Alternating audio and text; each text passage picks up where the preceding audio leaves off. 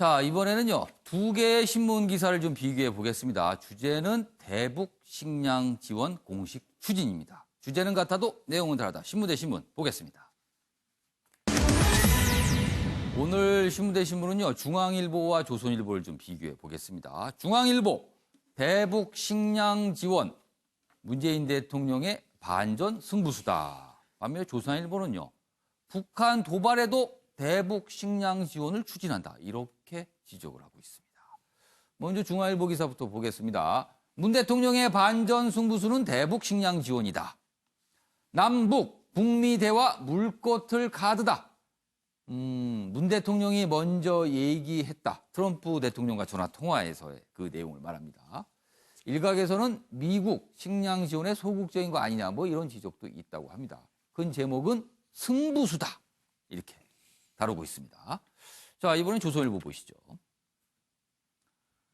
북 미사일 도발에도 식량 지원 속도 내는 정부다. 제목 자체에 약간 비판적인 시각이 담겨 있습니다. 문 대통령 트럼프 통화 하루 만에 통일장관 대북 지원 재개 공식화했다. 서른 의원 인도적 지원 이루어졌다면 북한 무력 시위 했을까 생각 든다. 뭐 이런 내용까지 같이 소개를 하고 있습니다. 자, 이거는요, 조대진 변호사와 이재영 전 의원 두 분 의견을 좀 들어보겠습니다. 먼저 이재영 전 의원께서는 이 두 기사 봤는데 어떻게 보셨어요? 글쎄요, 만약 이게 저 문재인 대통령의 반전 승부수라면은 예. 전 좀 시기상조 아닌가 이런 생각이 듭니다. 지금 미사일 발사 등 뭐 여러 가지 지금 안보 상황도 불안전하고 예. 지금 북미 간의 대화도 어떻게 나갈지 트럼프가 럭비공 아닙니까? 지금 뭐 그것도 미중 그 무역 관계에서 저희가 보는 건데 어찌됐든 간에 승부수라는 건 던지면 그 결과가 나빴을 때는 이거를 어떻게 회수할 수가 없어요. 그렇기 때문에 이런 부분을 만약 식량 지원, 즉 인도적인 식량 지원, 인도적 차원에서 하는 거에 대해서는 우리가 충분히 논의가 가능하지만 만약 그거를 무슨 승부수, 남북 관계의 승부수라는 카드로 사용하기 위해서 한다면은 저는 그건 좀 시기상조다. 알겠습니다. 조대진 변호사는 두 기사 어떻게 보셨습니까? 저는 그 조선일보가 명백하게 좀 부정적인 그 입장을 달았는데 지금 북미 관계가 교착 상태 아닙니까? 어쨌든 타결책에 힘을 실어주는 것에 보도를 하는 게 더 옳지 않나라고 생각을 해서 중앙일보가 좀 더 타당하다고 보고요. 지금 그런 상황에서 왜 퍼주느냐의 그런 퍼주기만 하느냐의 그런 식의 보도는 조금 자제해야 될 것 같다는 생각이 듭니다. 도와줄 건 도와줘야 된다는 생각이고 그리고 또 지금 북한의 상황이 인도주의적인 상태로 볼 때에도 지금 도움이 필요한 상황 아닙니까? 그리고 지금 북한을 우는 악이라고 얘기를 한다면 우는 아기한테는 야단 말고 또 이렇게 달래기도 해야 된다는 측면에서 인도적 식량 지원이 좀 필요하다고 보여집니다. 요 두 개의 신문처럼 두 분의 의견도 좀 갈리고 있군요. 알겠습니다. 뭐 이 대북 식량 지원 일단 진행이 되고 있습니다. 요 정도로 좀 다뤄보고요.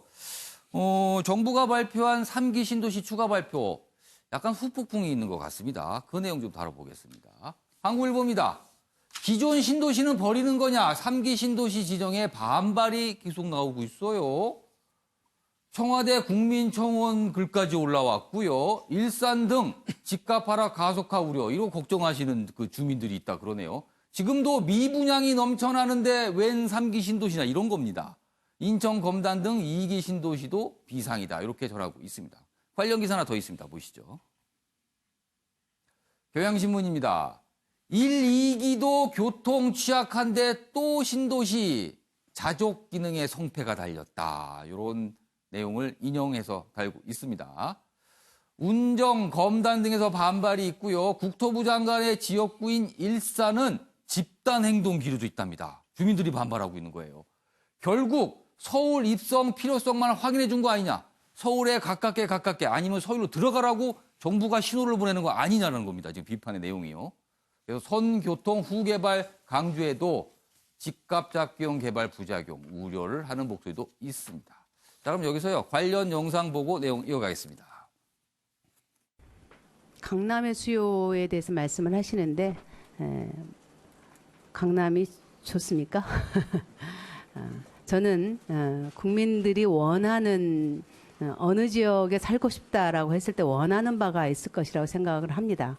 그런 원하는 바들을 서울 수도권뿐만 아니라 전국의 모든 지역이 그런 국민들의 원하는 바램들을 담아내는 그런 주거 여건을 갖추도록 하는 것이 우선되어야 된다고 생각이 됩니다. 네, 윤용걸 대표님, 주민들의 반발 어떻게 좀 이해되십니까? 아니면 조금 무리하다고 보십니까? 저는 100% 이해가 돼요. 예, 옛날에 노태우 정부 때 신도시 4개 했거든요. 예. 분당, 일산, 예. 평촌 3번. 예. 제일 안 오르고 오히려 지지부진하고 분양할 때는 인기가 별 차이가 없었어요. 예. 저 분당하고 일산하고 그 2배, 3배가 차이 납니다. 왜 그렇겠어요?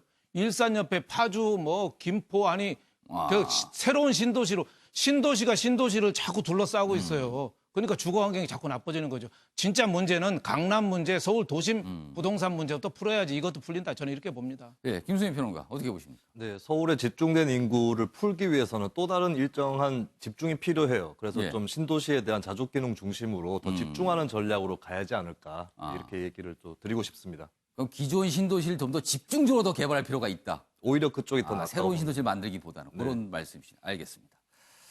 자, 이번에는요, 사진 속에 담긴 사연을 들어보는 순서입니다. 박진아 아나운서의 이슈컷 보시죠.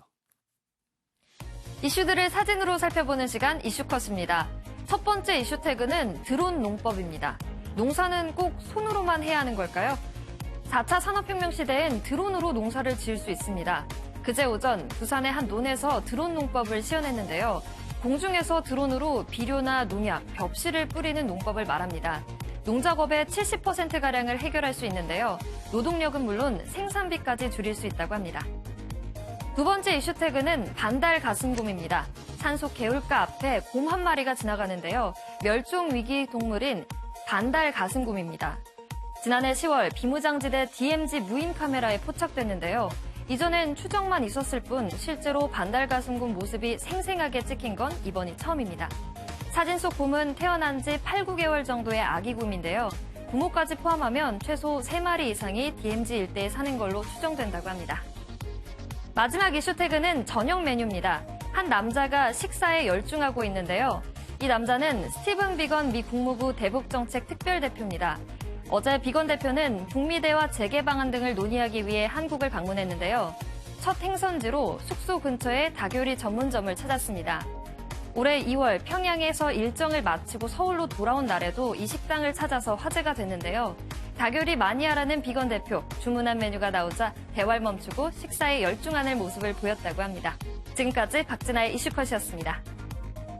네, 비건 대표가 우리나라식, 한국식 닭 요리를 좋아하는군요. 올 때마다 저 식당을 찾는다고 합니다. 저 요리를 드시고 뭔가 좀 돌파구를 좀 찾았으면 좋겠습니다. 자, 아침의 매일경제 오늘은 여기서 마치겠습니다. 시청해주신 여러분 고맙습니다.